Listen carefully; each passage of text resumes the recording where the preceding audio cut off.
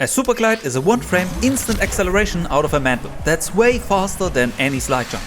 It works by inputting a jump first and then a crouch one frame later, not by inputting them at the same time. Jump, one frame wait, then a crouch. To train this timing, we made a web-based Superglide trainer, which now also supports controller inputs.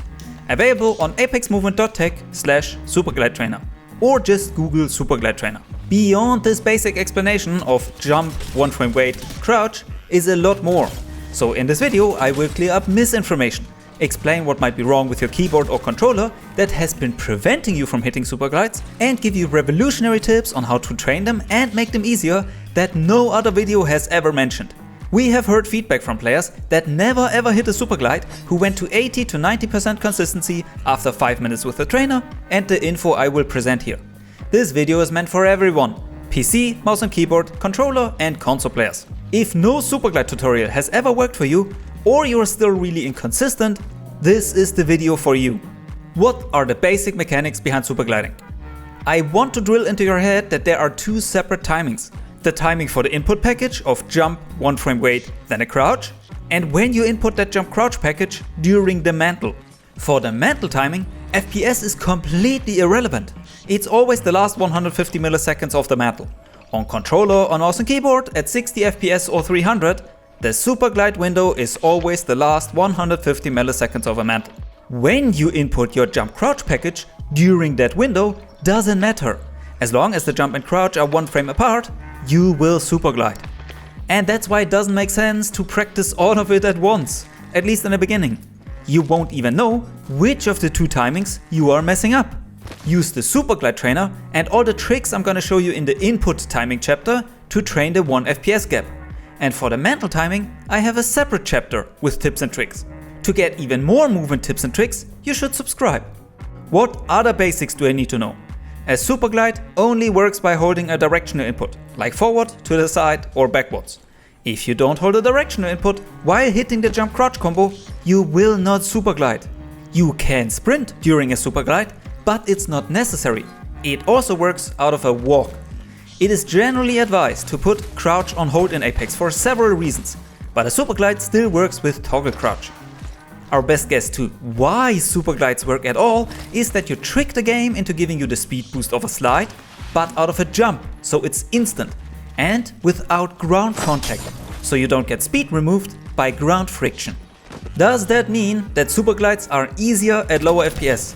In general, yes. At 60 FPS you have to time the two inputs 16 milliseconds apart.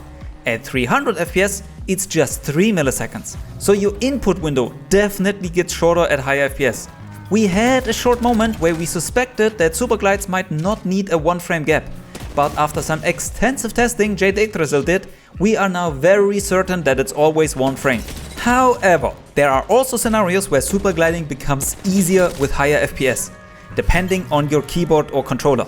But I will go deeper into how the hell that works in the hardware issue chapter.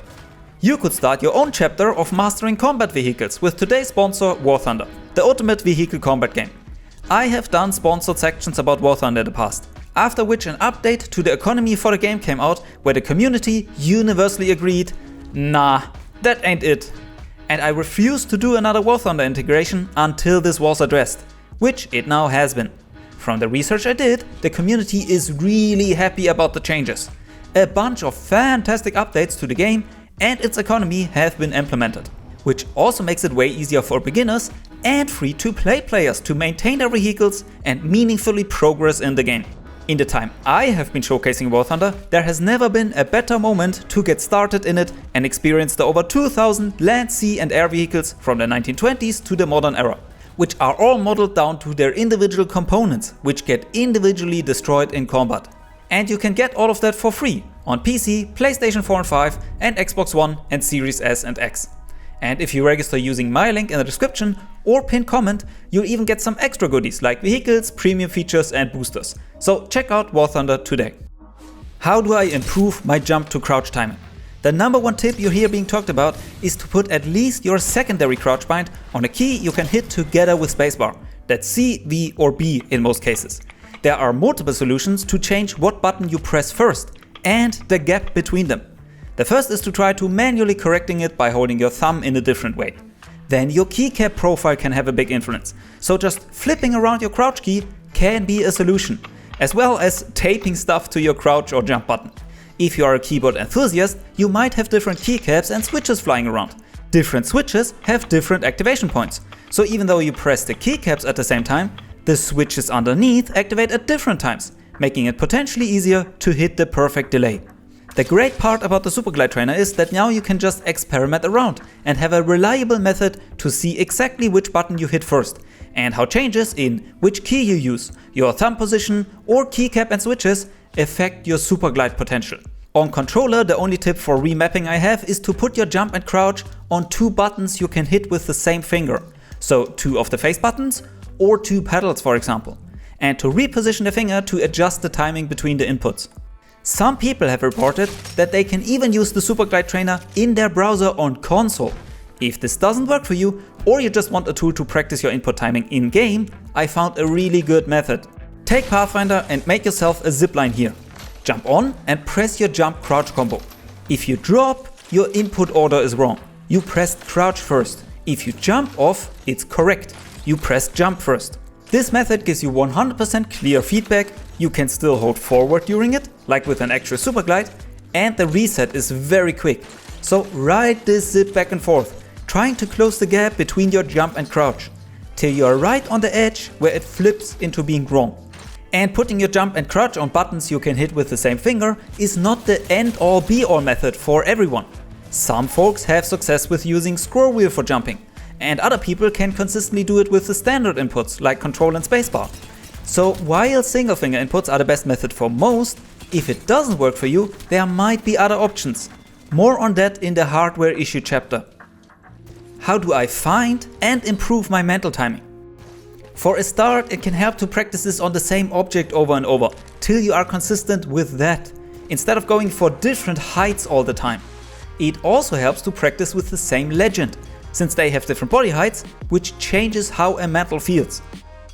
There are 5 cues you can use to learn the timing: jumping, audio, the shake of the camera, turning your camera, and heirlooms. Number 1, and in my opinion the best one, try to jump immediately out of a mantle. Don't even bother with a crouch input for now. The first few frames where you can jump is the Superglide window. If you jump too early, you simply won't jump. So start by deliberately jumping too late and then jump earlier and earlier till you are right on the edge where it shifts into not jumping at all. That method of figuring out the mantle timing works on every ledge. But Jay also helped me find this spot that even shows you if you jumped too late. If you hold forward here and jump too late, you will climb. Only if you jump in the correct moment will you hit the wall without a climb, even though you are holding forward. That is the mantle timing of a Superglide. Number 2. The audio cue would be the hand grab sound the legend does at the end of a mantle. It sounds like this.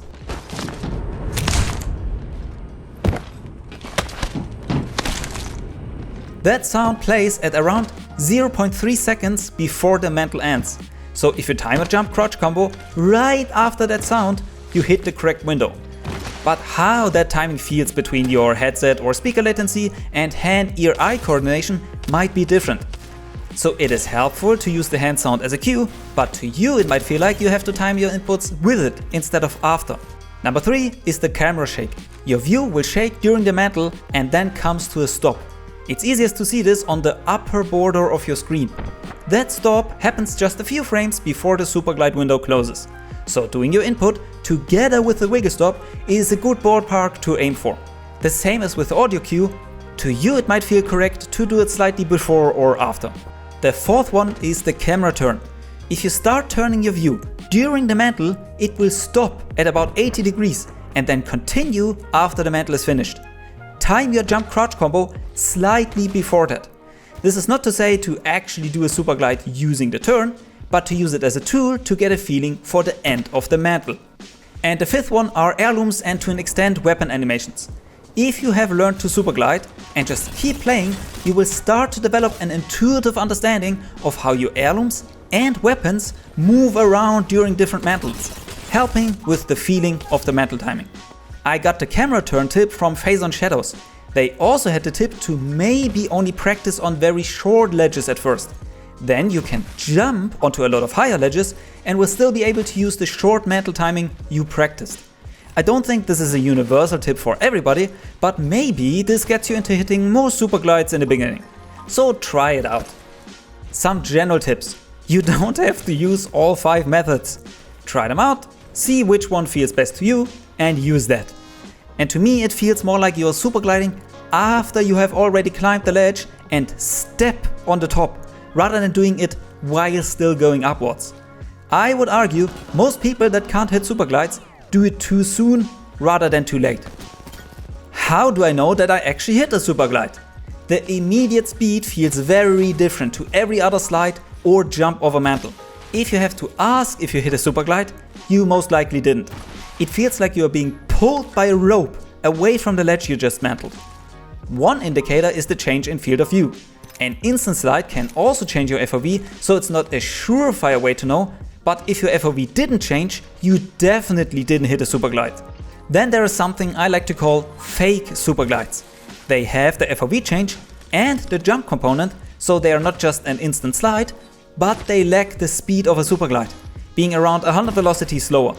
I think they use the correct 1 FPS jump crouch combo, but are right on the edge of the mantle window, so they now get ground friction. So the best way to know for sure is to train in a spot that only a superglide can cross, like from these ledges to the weapon platform.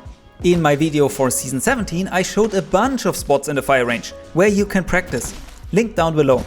If you have a teammate with you, they can easily tell if you hit a superglide by the way your legs will suddenly straighten out, compared to the crouch out of a slide or the angled legs of a jump. Okay, I can do them in the fire range now. How do I practice actual superglides in game?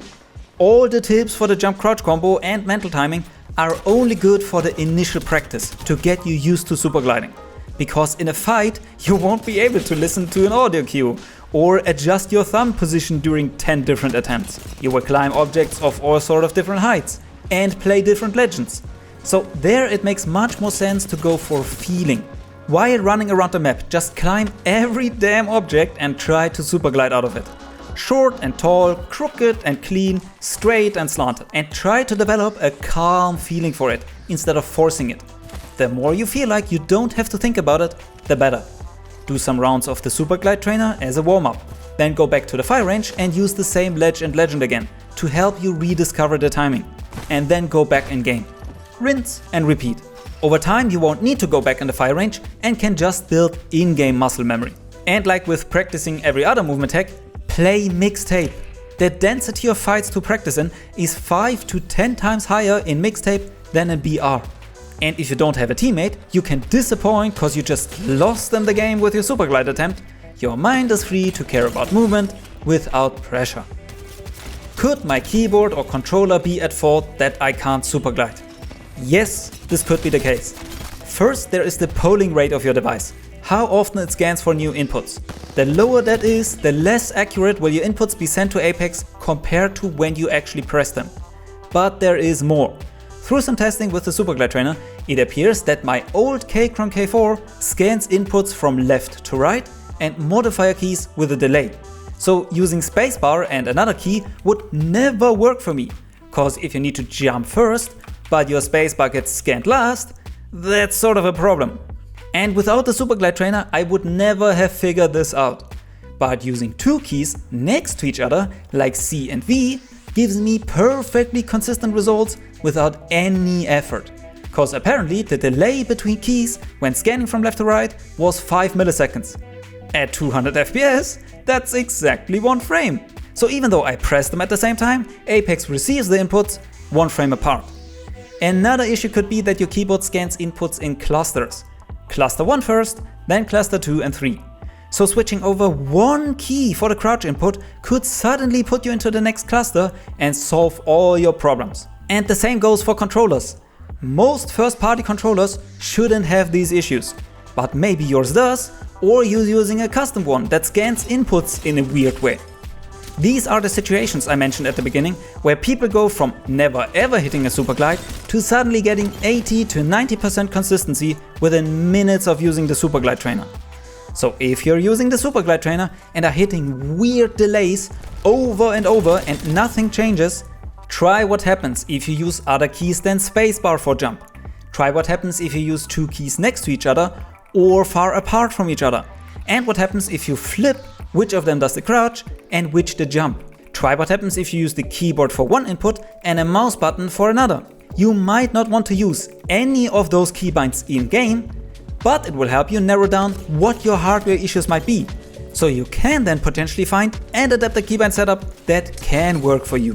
Wrthcrw recently sent me their 60% keyboard that has none of those scan issues and switches with adjustable activation points, so I can fine-tune the timing exactly.